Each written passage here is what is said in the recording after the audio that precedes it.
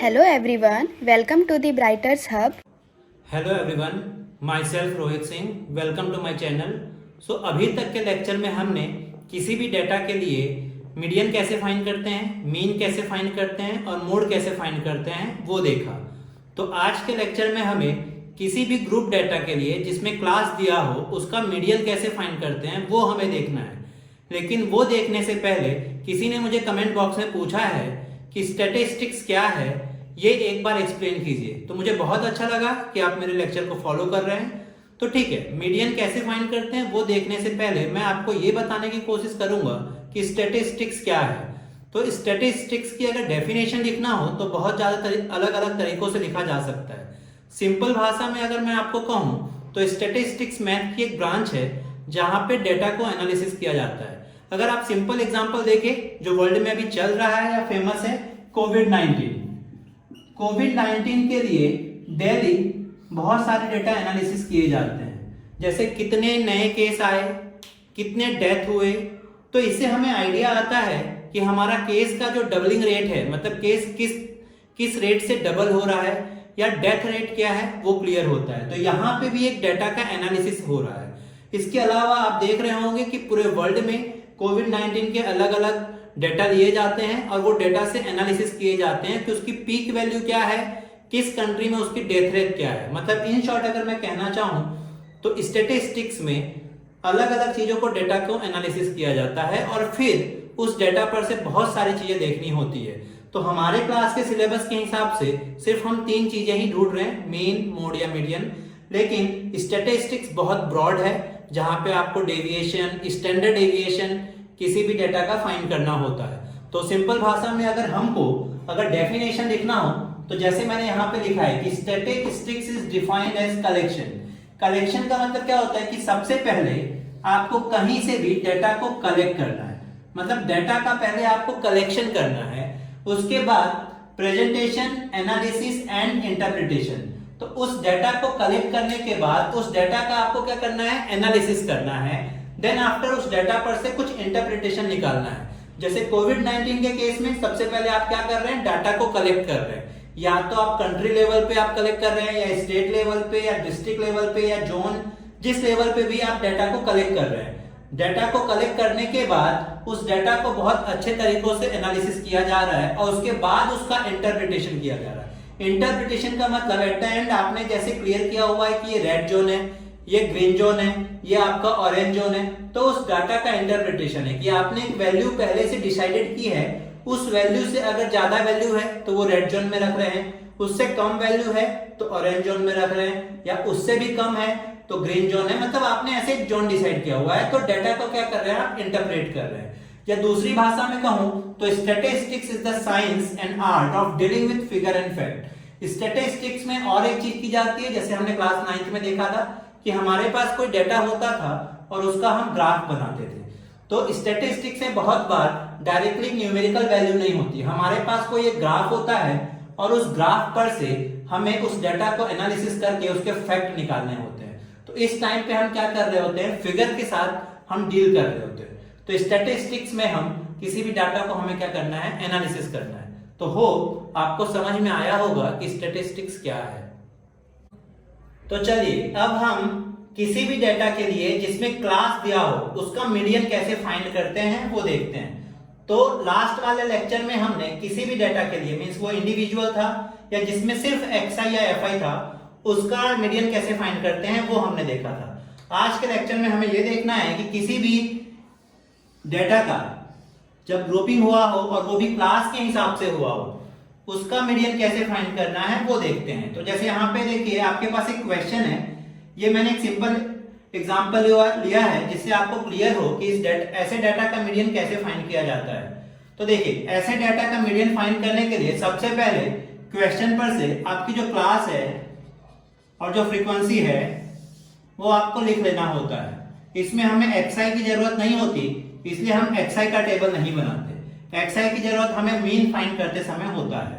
तो class question पर से आपको लिख लेना है 5 to 10, 10 to 15, 15 to 20, 20 to 25, 25 to 30, 30 to 35, 35 to 40, 40 to 45।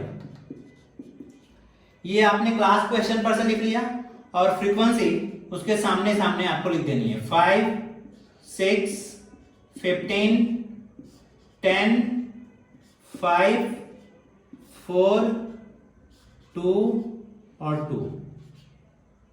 तो मोस्टली आप ये दो चीज तो क्वेश्चन पर से लिख सकते हैं, हर बार क्वेश्चन में ये दो चीजें आपके पास होती है। आपको मीडियन फाइंड करते समय एक नई चीज फाइंड करनी होती है, सीएफ। सीएफ को क्या कहते हैं? कम्युलेटिव फ्रीक्वेंसी, मींस संचयी आवृत्ति। सीएफ कैसे फाइंड करते हैं वो हमने लास्ट लेक्चर में भी देखा था, यहां पे भी आप एक बार ध्यान दीजिए। तो सीएफ फाइंड करने के लिए क्या करना होता है कि फर्स्ट वाली जो फ्रीक्वेंसी है उसको डायरेक्ट लिख देना होता है। तो 5 के सामने आपने 5 लिख दिया। सेकेंड वाले के लिए आपको ऊपर के डाटा को ऐड करते जाना है, या तो ऐसे याद रखिए क्रॉस में ऐड करते जाना है। तो 5 + 6 तो आपका कितना हो गया? 11। मतलब इस डाटा के लिए आपका कम्युलेटिव फ्रीक्वेंसी कितना हो गया? 11। क्रॉस में ऐड करते जाना है, मतलब पीछे वाला डाटा आपका ऐड करते जाना है और नीचे तक पहुंचना है। तो 15 और 11, तो 15 + 11 कितना हो गया आपका? 26। नेक्स्ट 10 + 26 तो क्या हो गया आपका? 36। मींस पीछे वाला डाटा ऐड होता जाएगा। 5 + 36 तो कितना हो जाएगा आपका? 41। 4 + 41 तो आपका क्या हो जाएगा? 45। 45 + 2 क्या हो जाएगा आपका? 47। 47 + 2 क्या हो जाएगा? 49। तो ये आपने सीएफ फाइंड किया। अब सीएफ फाइंड कर लिया, उसके बाद आपका टेबल रेडी हो गया। आपको क्लास को ऐड नहीं करना होता, फ्रीक्वेंसी को ऐड करना होता है। सो आप डायरेक्ट ये वाली वैल्यू भी यहाँ पे लिख सकते हैं। बेटर है आप एक बार ऐड कर लीजिए। 6 + 5 आपका 11, 11 और 15 आपका हो गया 26, 36, 41, 45, 47, 49। ऐड करने से क्या होगा कि आपको आइडिया आ जाएगा कि मेरा सीएफ और ये सही है कि नहीं, क्योंकि रूल के हिसाब से ये दोनों वैल्यू हमेशा सेम आनी चाहिए। मींस सीएफ की लास्ट वाली वैल्यू और एन हमेशा क्या आना चाहिए? सेम आना चाहिए। अगर सेम आ रहा है मतलब आप सही है, अगर सेम नहीं आ रहा है तो या तो आपने सीएफ फाइंड करने में कहीं मिस्टेक किया है, या तो फ्रीक्वेंसी को ऐड करने में मिस्टेक किया है। तो आपका टेबल रेडी हो गया। टेबल रेडी होने के बाद इस बार आपको एक फॉर्मूला लर्न करना पड़ेगा। तो फॉर्मूला क्या है? m = L + n/2 - CF/F × आपका हाइट। अब फॉर्मूला पर से क्लियर हो रहा होगा कि आपको 5 वैल्यू की रिक्वायरमेंट है।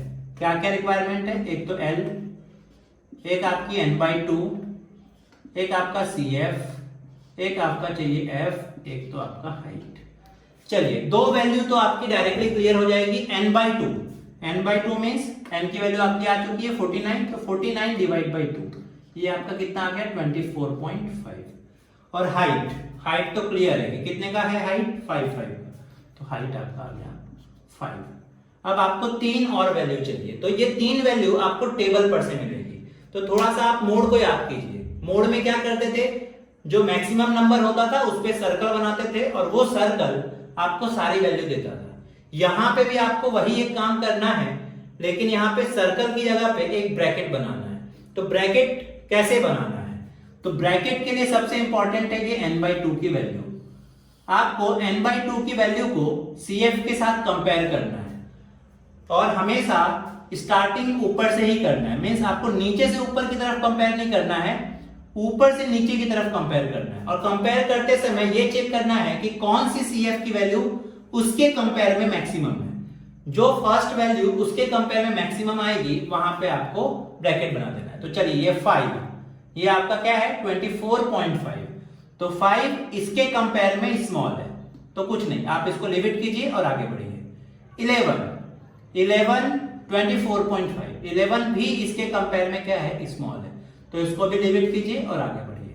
फिर 26 इसके कंपेयर में मैक्सिमम है, बड़ा है, तो बस यहां पे आपको एक ब्रैकेट बना देना।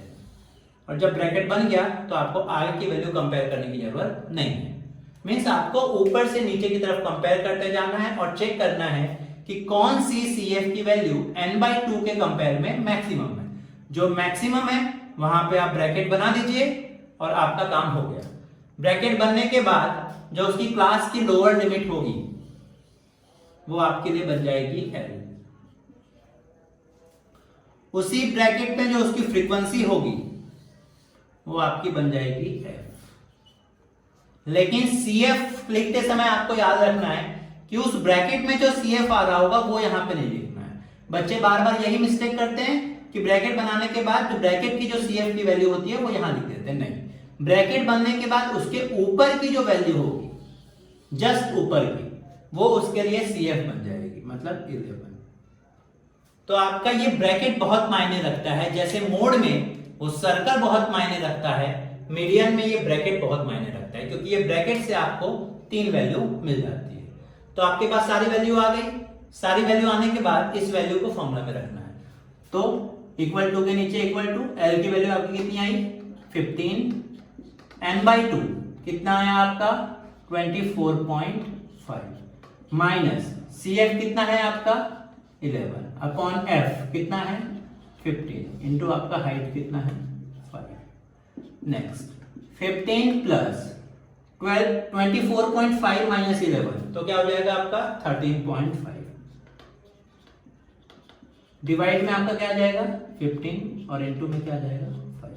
तो आपका क्या होगा 5 3 जा, तो 15 प्लस 13.5 डिवाइड में 3। आप यहां पे देखेंगे तो 13.5 भी 3 से कटेगा। कैसे 3 4 जा 12, पॉइंट का पॉइंट कितना बचा 1 और 5 15, तो 3 5 जा 4.5। So 15 plus 4.5, so m equal to final आपका कितना आ जाएगा 19.5। तो इस डेटा के लिए मीडियन कितना हो गया 19.5। तो हमने तीनों टाइप के डेटा का मीडियन कैसे फाइंड करते हैं वो देखा। सबसे पहले हमने इंडिविजुअल देखा था, उसके बाद सिर्फ XI और FI वाला देखा था, और आज हमने क्लास और फ्रीक्वेंसी वाला भी देख लिया। तो आज के लेक्चर में आपको कोई भी डाउट हो तो प्लीज कमेंट बॉक्स में पूछिए, तथा प्रीवियस लेक्चर में भी कोई डाउट हो तो आप कमेंट बॉक्स में पूछिए। मैं पूरी कोशिश करूंगा कि आपके सारे डाउट का सॉल्यूशन कर सकूं। अगर आज का वीडियो आपको पसंद आया हो तो इस वीडियो को अपने दोस्तों के साथ शेयर करें और इस वीडियो को लाइक करें, तथा इस चैनल को सब्सक्राइब करें और सब्सक्राइब के बाजू में बेल आइकन को दबाना ना भूलें, जिससे आने वाली वीडियो की नोटिफिकेशन आपको मिलता रहे। Thank you.